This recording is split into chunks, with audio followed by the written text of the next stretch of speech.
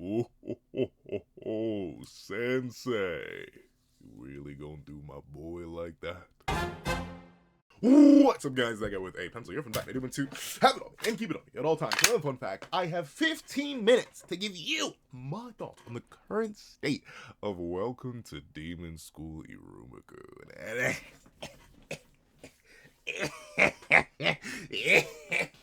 Oh, Samanishi Sensei, the kitchen is burning down. Oh, I got a cramp in my back. But let me start this 15-minute timer right now and get to crazy. Yo, this is crazy.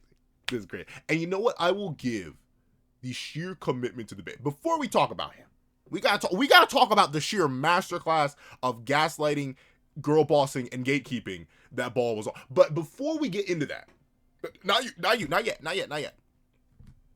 Yo. And I ain't get he twin. Higuruma. What? Iruma getting deported is crazy. That's wild. That's why, but it makes so much sense. It makes so much sense. And specifically, how it's being done, how it was built up to, how it's being executed, and specifically how the characters in universe are reacting to it, and the information that Iruma is a human. Ooh. Oh, it's so good on so many levels, but let's break it down character by character. We're on the current state, last 3 chapters or so. So let's get into it. Number 1, Baal. Man, you know what? You want to talk about a long game demon. A long game gaslighting, gatekeeping, girl boss demon. Oh, he's going with the sauce like that. Very specifically, knowing how he orchestrated the attack by one of the former 13 crowns in order to make sure that he could get on the good side of one of the divinity. Oh, he's clean with it. And very specifically, how he lays the groundwork, sets the seeds in the mind of the divinity to have his authority transcend Dalkira's is beautiful. Very specifically playing to the idea of order, of rules, the idea of Dalkira's crest, and specifically attacking what is a fundamental flaw in the system, right? The one who can invoke absolute authority being held by just the 3 greats. Yeah, that actually is kind of a flaw. All they need to do is connive and convene in whatever way they want, and they have absolute authority. Now, of course, they're already the 3 greats, 3 of the most powerful demons in the underworld, so, like, yeah, no doubt they had absolute authority, but still, on top of that, questioning their power while he himself is still beneath them, but has risen above them underneath their noses by playing to the divine in a way that they couldn't do because of how they were positioned narratively at the time of the attack that he planned. Oh, it's so good. It's so good. Like, legit, it's beautiful. And very specifically, how he plays to vie for this spot humbly, gently, and goes into a way to simultaneously put pressure on Sullivan, but at the same time attempt to relieve pressure, to dance and move in whatever way he can, because he knows himself that he's still fried if he fights any of these 3, right? Now, to be fair, have we seen much of the other 2 greats in terms of combat? No. But off Sullivan alone, we know that. We know that they like that. And specifically the way that Baal goes out of his way to usurp them by going above them, right? Typically, it's crazy to think of the 3-tier system as it exists at this moment before he is about to become Demon King. But as of it is right now, you have the divinity, you have the 3 greats, and you have Baal, one of the 13 crowns. He straight skipped their level of authority to go in between that level. That 4th secret vacant level that's been open, but technically has been filled in a way by the 3 greats. The authority of the crest, the authority of the Demon King. It's beautiful. And I do like the idea that from an outsider's perspective, and specifically from the perspective of the divinity, who has only been able to really interact with the demon world and its existence, everything involved in it through Baal as of recent, the idea that he was able to manipulate this creature is very intriguing, especially since we still don't know much about these creatures, right? Like, as cool as, and I keep calling them the Divinity because I forget what their actual title is called. I genuinely, I need to reread Iruma-kun. That's a sit down and dedication. But regardless, the idea that he was able to gaslight gatekeeping girl boss this individual through this is genius. And how he plays so well into the idea of doing it for the sake of the demon world, right? Doing it for the sake of beings lesser than him. Oh, he's just going to assume the throne temporarily to transcend that. Princess Sure. Oh, okay, so I'm right in calling them the divinity. They're the deities. But essentially, the way that he plays into all of this, and specifically utilizes fail-safes that were definitely put in the way to stop him specifically from rising to the throne, the way he brings up the Trickster plan before the three greats who helped create the Trickster plan, and has given himself the time and place and authority to essentially negate that entirely by becoming the Demon King temporarily.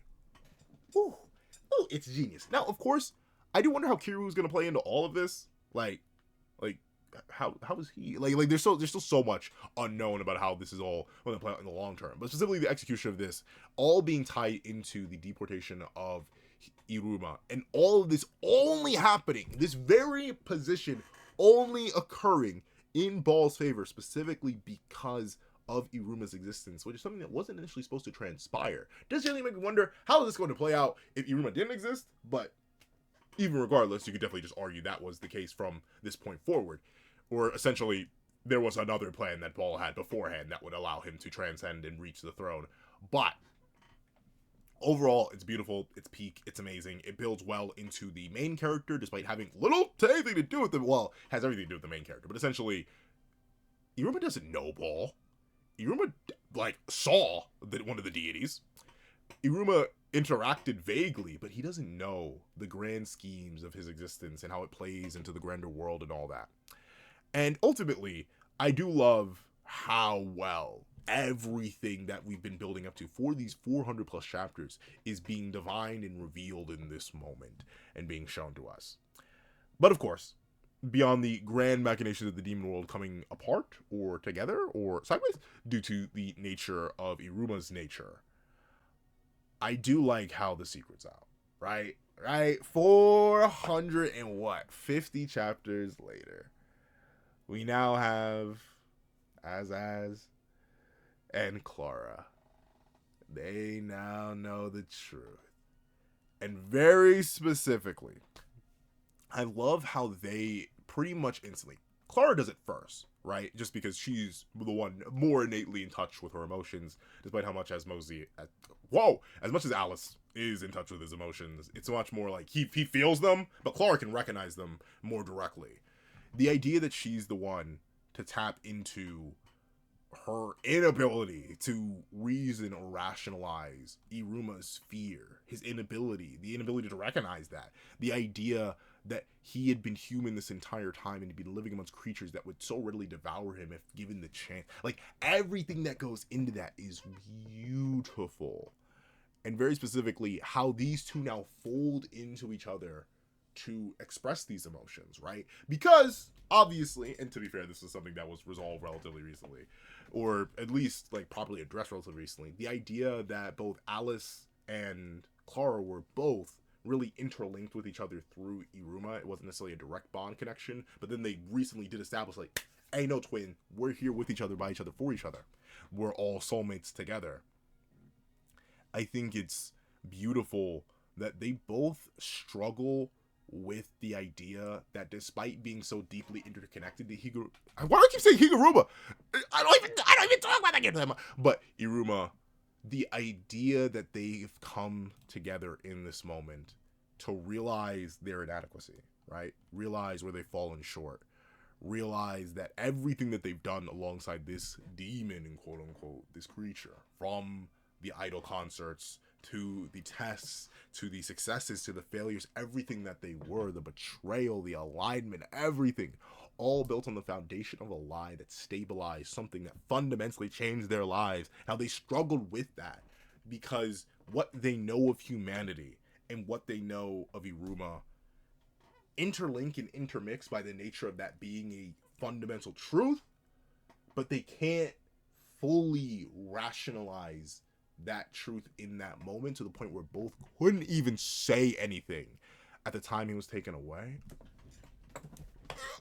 My heart! Oh, my heart! I'm bleeding! I'm bleeding! I'm bleeding! It's so good. It's so good. And I love how in this moment of deep fear, uncertainty, chaos, and despair, the thing that reconnects them, right? The thing that gives them the motivation to move forward, the thing that allows these two to recenter and refocus and reconnect isn't just the idea that Iruma's being taken away and that he's going to be so lonely and that he must have been so scared, and like the idea that they hadn't been able to rationalize until this moment, until they were separated away from him, until they could truly sink in what him being human meant in the underworld for this long. It is the idea that is in this moment that it's their bond with each other, born of the initial connection through Iruma-kun, that allows them to refocus. The different lonelinesses that they all had, because these are three very, very lonely children: Alice, Iruma, Clara. The idea that their connection, that their unity came from that loneliness. And what truly matters isn't the fact that the fact that Iruma is human, isn't the fact that he's now being taken away and there's nothing they can do about it, quote unquote. It's the idea that that connection, that miracle that made them, is the truth, is the foundation of their bond, is the love that they share. And because of that, they, even in a situation where it seems powerless, it seems hopeless, it seems like it's over, it's wraps, GG's, Border Patrol got him, man. They gonna send my man to the back rooms. By the back rooms, I mean back home. It is the idea that they are going to work together because they together want to be with Iruma. And it's in that honesty and their emotion that they're able to reconnect and refocus on that. That's beautiful. That's peak. It's peak. It's all peak. I saw when she says it. Somebody says it. My heart, it's gone, like it's literally has a gaping wound in it. You've stabbed it deeply. I'm literally bleeding out as we speak. But regardless, it's so good.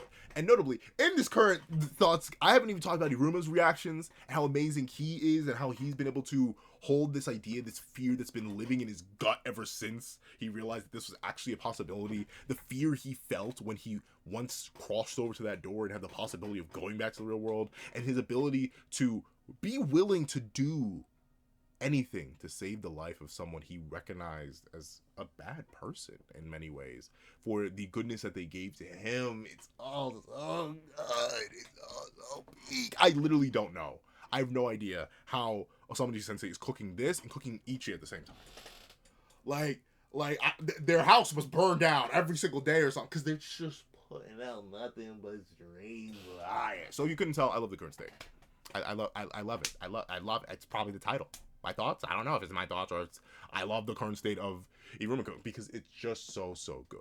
And notably, I have little idea where it's going because now things have fundamentally changed, right? Where you could argue a lot of Iruma-kun has been like, here's a standard deviation, but there's going to simply just be a minor change at the end of the arc, which will not necessarily have the greatest ramifications, but will have some.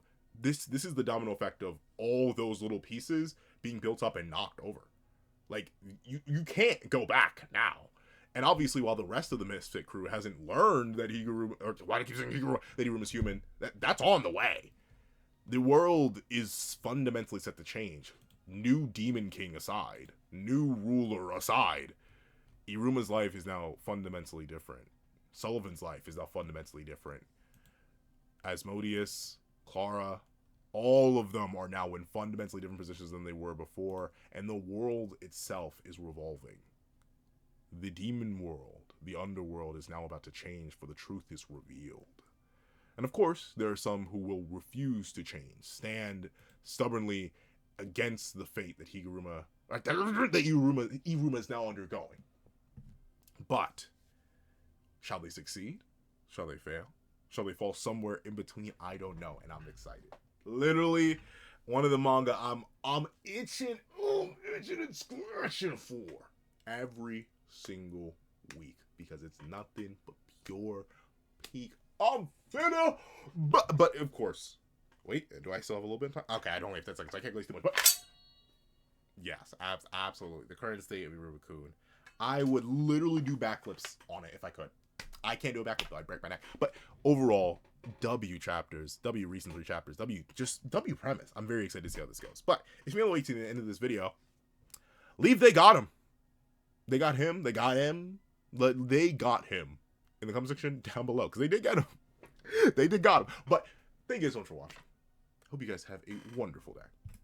This is that guy with the pencil writing off.